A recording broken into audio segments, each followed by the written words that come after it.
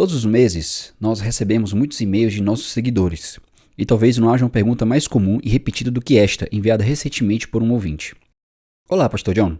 Li seu artigo sobre o pecado imperdoável da blasfêmia contra o Espírito Santo. Tenho duas perguntas. Primeiro, um crente verdadeiro cuja salvação está eternamente assegurada em Cristo ainda pode ser culpado de blasfêmia? 2. A blasfêmia contra o Espírito Santo é o mesmo que entristecê-lo? Bem, vejamos algumas passagens fundamentais com relação à blasfêmia contra o Espírito Santo. Assim saberemos do que estamos falando. Jesus diz o seguinte em Marcos 3, 28 a 30. Em verdade vos digo que tudo será perdoado aos filhos dos homens, os pecados e as blasfêmias que proferirem. Mas aquele que blasfemar contra o Espírito Santo não tem perdão para sempre, visto que é réu de pecado eterno. Isto porque diziam, está possesso de um espírito imundo. Em outras palavras, eles atribuíram as obras de Jesus ao diabo em vez de atribuí-las a Deus. Mais uma passagem, Lucas 12, 10. Todo aquele que proferir uma palavra contra o Filho do Homem, isso lhe será perdoado. Mas para o que blasfemar contra o Espírito Santo, não haverá perdão. Ao decorrer do meu ministério, muitas pessoas vieram a mim, e talvez haja mais pessoas, mas essas foram as que vieram a mim, profundamente convencidas de que haviam cometido pecado contra o Espírito Santo. E, portanto, para elas não havia perdão. Elas estavam aterrorizadas, como você pode imaginar. Bem, me parece que para ajudar essas pessoas a lidarem com esta questão, temos que colocar a frase "a blasfêmia contra o Espírito Santo não pode ser perdoada" ao lado de muitas frases como "todo aquele que crer no Senhor Jesus será salvo" e não "todo aquele que crer, desde que não tenha feito certas coisas". Por exemplo, Atos 16, 31. Crê no Senhor Jesus e serás salvo, tu e tua casa. Paulo não perguntou ao carcereiro se ele já havia blasfemado contra o Espírito de Deus. Ele apenas disse, se você crer, será salvo.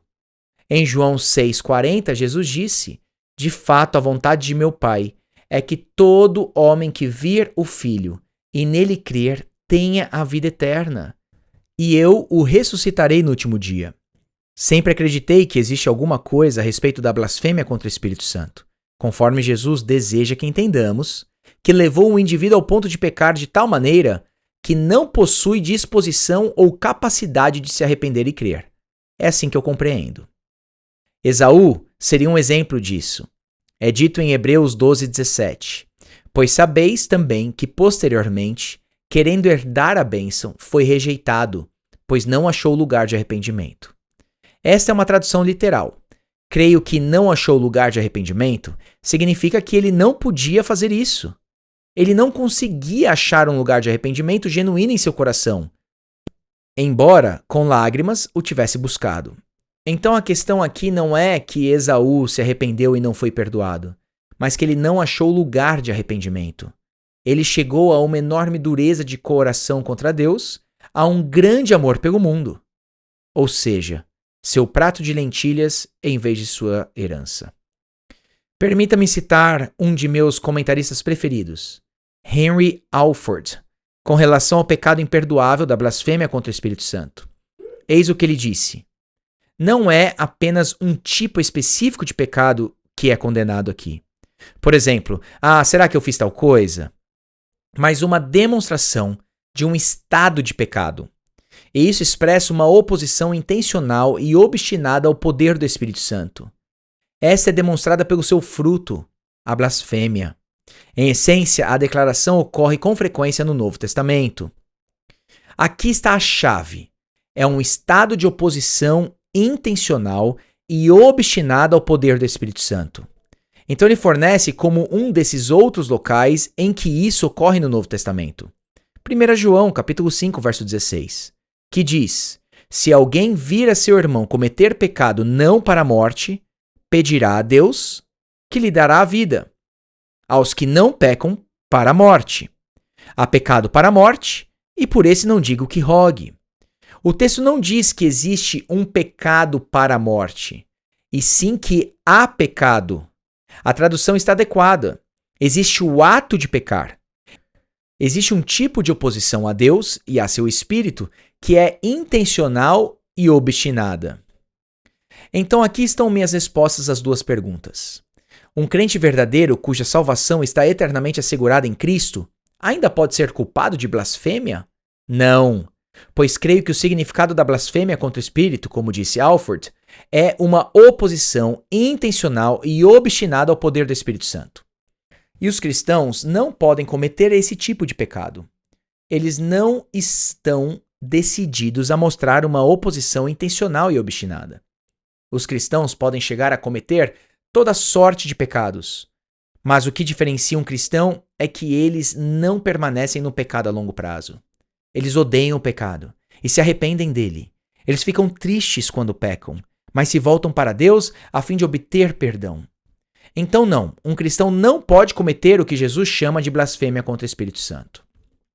A blasfêmia contra o Espírito Santo é o mesmo que entristecê-lo? Não, não são a mesma coisa. E você pode ver a diferença em Efésios capítulo 4, versos 29 a 31, onde Paulo diz: Não saia da vossa boca nenhuma palavra torpe, e sim unicamente a que for boa para edificação, conforme a necessidade, e assim transmita graça aos que ouvem. E não entristeçais o Espírito de Deus, no qual fostes selados para o dia da redenção. Longe de vós toda amargura e cólera, e ira, e gritaria, e blasfêmias, e bem assim toda a malícia. Paulo diz que, quando entristecemos o Espírito Santo, entristecemos aquele que nos selou para o dia da redenção. Isso significa que, na mesma medida que podemos entristecê-lo, ele diz: você está seguro, você está selado. Ele não quebrará esse selo. Você é dele, e ele o guardará para o dia da redenção. Perceba também o que especificamente entristece o espírito: amargura, ira e raiva contra outras pessoas. São essas coisas que os cristãos fazem, se arrependem de ter feito, devem se arrepender e pedir perdão. E esse arrependimento é uma obra da grande misericórdia do Espírito Santo, que desperta os filhos de Deus para o arrependimento, de modo que chegaremos em segurança ao dia da redenção. Você ouviu John Piper Responde, produzido por Desiring God, Ministério Fiel e Voltemos ao Evangelho. Para mais conteúdos gratuitos, acesse ministériofiel.com.br e voltemosaoevangelho.com.